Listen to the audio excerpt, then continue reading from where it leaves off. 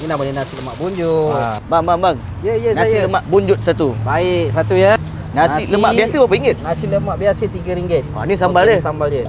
Sambal pedas tak bang? Pedas manja. Padu. Kalau kena baik, pasti bang. teringat bang. Menarik macam mak-mak bang. Yes, macam mak-mak rasa Okey, dia. lepas tu yang basic lah. Okey, kita ada kacang dan ikan bilis. Okey, kita ada timun. Timun semua ada. Ya, Telur timun semua sebiji ada. ke separuh? Telur separuh bang. Macam RM3? ni harga dia RM3 saja. Okey, kita ada set nasi lemak ayam goreng. Harga dia RM8. Okey, rendang ayam RM9. Rendang kerang RM7.5. Sambal sotong RM8. Sambal sotong weh. Ya, chicken popcorn. Oh ni chicken Besar-besar. popcorn. Ya. Kalau telur lah? RM7 saja. Sambal telur RM1.5 saja. Kerang Rendang kerang boleh. Rendang kerang RM7.5. Alright.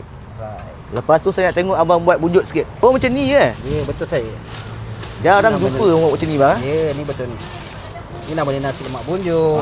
Oh macam ni lah dia Macam ni dia. Bang, kedai abang ni kat mana? Okey, kedai kita dekat bersebelahan Jaiprun. Jaiprun sebelah Sebelah betul. Sederet AMJ, Cheng. Okey. 6.30 sehingga habis. Cuti? Cuti setiap Ahad dan Isnin. Terima kasih. Sama.